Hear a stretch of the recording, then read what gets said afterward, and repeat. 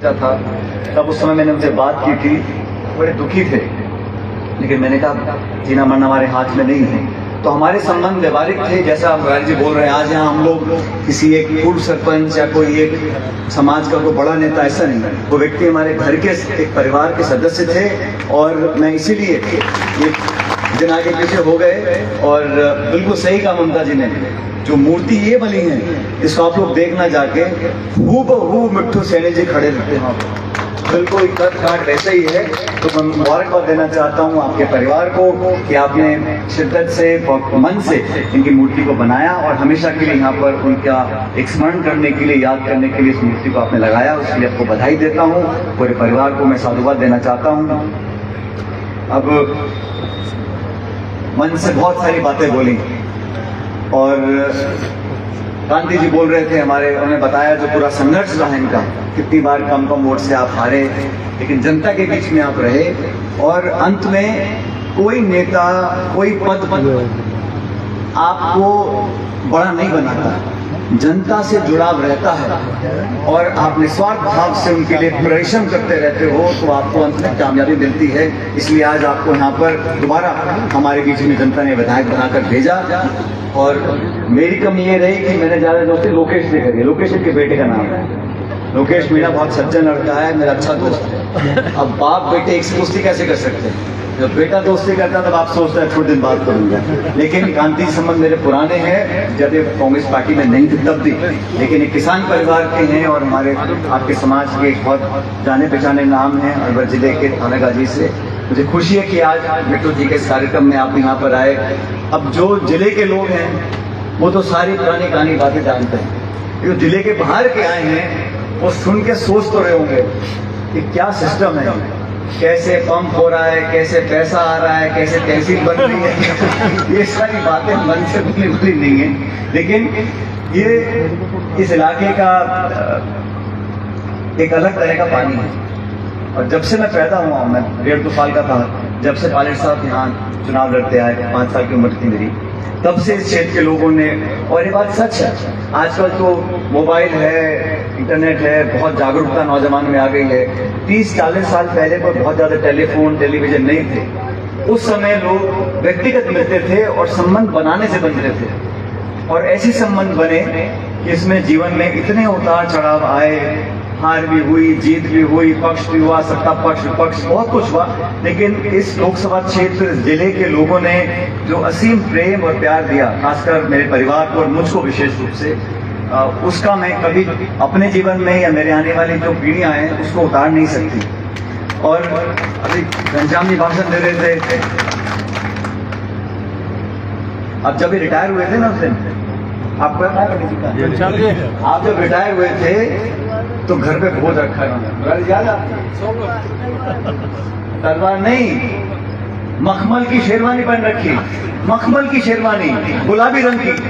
मैंने कहा पंडित जी रिटायर हो रहे, सगाई करा रहे, रिटायर हो रहे, साफा पहन के, मूढ़े पर चढ़ के ऊपर और तलवार निकाल के उस समय कार्यक्रम में आया। सीताराम मौर्य जी, जिन्होंने मुझे टोपी बनाई, वेद जी आज के नेता नहीं, जब आप यूथ कांग्रेस में नहीं थे ना, मैं तब से देख रहा हूं उनको। और आप खींचने की बात कर रहे हो, कुछ भी खींच सकते हैं, 400 सीट को भी आप संभाल के रखो, कुछ भी हो सकता है। सीताराम जी जो पुराने कांग्रेस कार्यकर्ता है, हम सबको सोचना पड़ेगा कि अच्छे व्यक्तियों को कहाँ मौका दिया जाए आगे बढ़ने का। तो इसमें तो मौके और परिस्थिति की बात होती है, लेकिन ये वो लोग हैं जो 30, 40, 45 साल से पार्टी के लिए मैंने संघर्ष करते हुए देखा है।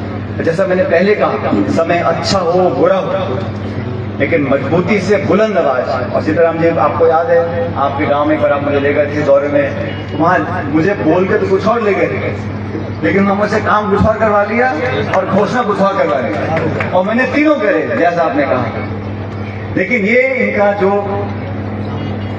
प्यार है, जो समर्थन है, ये राजनीतिक नहीं है, और ये औपचारिक नहीं है। मन से जो लोग प्यार करते हैं वो जज्बात में सब कुछ कहते करते हैं, और यही वो कीमत है। बाकी जीवन में बहुत से पद पोस्ट आती हैं दिल्ली में, जयपुर में, प्रदेश विदेश में, जैसा आपने कहा मैं काफी जगह जाने का मौका मिलता है। आज मुझे खड़गे साहब ने, राहुल गांधी जी ने महासचिव बना रखा है। मेरे पास छत्तीसगढ़ राज्य का प्रभार है, मैं 2 दिन वहां पर लगाकर आया। लगातार हम जाते रहते हैं, कल मैं कश्मीर जा रहा हूँ। लेकिन इस क्षेत्र से, यहाँ के लोगों से, और जैसा मुरारी जी बोल रहे थे, पीढ़ियां निकल गई। जिन लोगों को मैं पहले बचपन में दिखता था नौजवान, आज मैं लाठी पकड़ रखी है। और जो नौजवान सब बुजुर्गों को धक्के मार के आगे आ जाते हैं, उन नौजवानों को मैंने बच्चा देखा है, आज बड़े हो रहे हैं। तो कई पीढ़ियों का रिश्ता, कई सालों का जो रिश्ता है, उसको कोई तोड़ नहीं सकता। और मैं आज इस मौके पर याद करना चाहता हूँ रामकरण सैनी जी को भी। वो भी एक बहुत कर्मठ कार्यकर्ता थे। अंकल जी आपको मालूम है, उन्होंने पार्टी के लिए बहुत कुछ किया मन से। जटूर जी आपके साथी थे, जटूर सैनी जी के मूछे देखा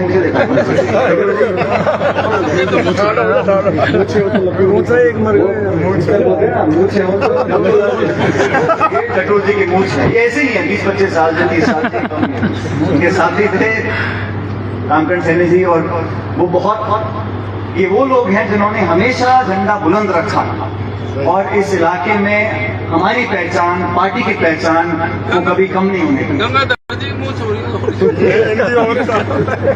ये सब उस पीढ़ी के हैं जिन्होंने बचपन से प्यार दुलार दिया है। और मिट्ठू जी आज हमारे बीच में नहीं है, लेकिन आज मैं इस मंच से मिट्ठू सैनी साहब के परिवार को धन्यवाद करना चाहता हूं कि आपने उनके जाने के बाद भी वो रिश्ता बनाकर रखा। और मैं आपको वादा करके जाता हूं, व्यक्तिगत रूप से और राजनीतिक रूप से आपका पूरा परिवार हमारा परिवार है, हमारी पार्टी का परिवार है। जो मंच पे सब लोग बैठे हैं, हमेशा आपके साथ रहेंगे। आप भी इसी तरह आगे बढ़ते रहो और कृपया करके मंच से सारी बोले मत खोला करो, कुछ बातें कान में बोल दिया करो। और आज मैं सुन रहा था और ये मन बना के आए कि मुझे कुछ बातें बोलनी है, लेकिन जिस भाव से आप सब यहाँ पर आए, मैं समझता हूँ आज मिट्ठू जी जहाँ भी बैठे होंगे ऊपर आसमान में, वो देखकर खुश हो रहे होंगे और प्रसन्न हो रहे होंगे कि मेरे जाने के बाद मेरा पूरा परिवार एकजुट है और मेरी याद में हम सब यहाँ इकट्ठे हुए। मैं इतना कहना चाहता हूँ अंत में, क्योंकि ये राजनीतिक मंच नहीं है, लेकिन इतना बोलना जरूरी है कि जो लोग राजनीतिक कार्यकर्ता हैं या किसी दल के भी हों, उनको अधिकार नहीं है समाज में, प्रदेश में, देश में ऐसी बातें बोलने का जिसका संकेत गलत जाता है। जैसे मुरारी जी ने कहा, राहुल गांधी जी के बारे में क्या क्या बातें बोली जा रही हैं। एक केंद्र के मंत्री हैं जो हमारी पार्टी में थे, जिनके दादा कांग्रेस के मुख्यमंत्री थे, उन्होंने कितनी ओछी बात बोली राहुल जी के बारे में, उनको एक आतंकवादी से उनकी तुलना कर दी। वो नेता प्रतिपक्ष हैं, इस देश की गरीब की आवाज की संसद में वो बुलंदी से उठाते हैं। उनके बारे में इस प्रकार की बातें, उनको माफी मांगनी चाहिए। और मुझे लगता है कि ना सिर्फ उनको, लेकिन क्योंकि वो केंद्र के मंत्री हैं, तो भारत सरकार को और बीजेपी को माफी मांगनी चाहिए। एक शिवसेना के विधायक हैं, उन्होंने क्या धमकी दी है राहुल जी को। आप जान से मारने की बात करते हो, आप अपशब्द बोलते हो। इस प्रकार की राजनीति हमने पहले कभी देखी नहीं। और मैं तो उम्मीद करता हूं जो सत्ताधारी दल होता है उसको जिम्मेदारी से काम करना चाहिए, लेकिन वो जिम्मेदारी कैसे सिखाएंगे जब नेता ही ऐसी बातें बोल रहे हैं, तो नीचे वाले अपने आप बोलेंगे। तो मैं तो चाहता हूं कि इस प्रकार की भाषा का इस पर विराम लगना चाहिए और जिन लोगों ने ऐसी बातें बोली हैं उनको माफी मांगनी चाहिए। हम सब लोग, और हम लोग जिस पार्टी से हैं, हम महात्मा गांधी की पार्टी है। हम सभ्यता, विनम्रता, शालीनता, धैर्य, और जैसे पंडित जी बोल रहे थे वो बूट पीपी के, क्या पंडित जी बोल रहे थे ना, बूट पीने की बात बोल रहे थे। ये सहनशीलता राजनीति में जरूरी है। और अगर हम किसी के बारे में अच्छा नहीं बोल सकते तो बुरा बोलने का अधिकार नहीं, आप मत बोलो, कोई दिक्कत नहीं, लेकिन अब शब्द बोलना, मैं हर जगह इस बात को बोलता हूं, ऐसे शब्द, ऐसे वाक्य, ऐसी बातें जो मैं खुद के लिए सुनना पसंद नहीं करता, मैं किसी और को मुझे बोलने का अधिकार नहीं। आप विरोध करो, आप आलोचना करो, आप सकारात्मक सुझाव दो, और ऐसा नहीं है कि अच्छे शब्दों के साथ विनम्रता से आप विरोध नहीं कर सकते। हमने विरोध किया, वसुंधरा जी मुख्यमंत्री थी 5 साल राजस्थान की, मैंने एक दिन उनको चैन से सोने नहीं दिया, लेकिन मैंने कभी ऐसा भाषा का प्रयोग नहीं किया। वो महिला है, उम्र में बड़ी है, लेकिन हमने उनके प्रशासन का, उनकी सरकार का, उनकी नीतियों का, उनकी गवर्नेंस का, उनके भ्रष्टाचार जो उस समय हुए उसका पूरा विरोध किया, आज भी विरोध करते हैं। लेकिन भाषा की शालीनता, जुबान पर लगाम, ये अगर हम नहीं करेंगे तो आने वाली पीढ़ी को हम क्या उदाहरण दे रहे हैं? हम बच्चों को बोले अच्छी बात बोलो, अच्छी पाठ पूजा करो, पढ़ाई करो, और हम जो मंच पर भाषण देते हैं उसमें अनाप शनाप बोलते हैं। इसलिए इस प्रकार की बातों की कोई जगह सभ्य समाज में नहीं हो सकती है। मैं तो आप लोगों से इतना आग्रह करूंगा, क्योंकि यहाँ पे आया हूँ तो मुझे बोलना पड़ेगा। अब प्रदेश में उपचुनाव आएंगे 6-7 जगह, और हमारे दौसा में भी उपचुनाव होगा, क्योंकि आपने रिकॉर्ड वोटों के साथ, मैं समझता हूँ कांग्रेस के टिकट पर सबसे ज्यादा बड़ी जीत अगर कहीं हुई है तो दौसा में हुई है।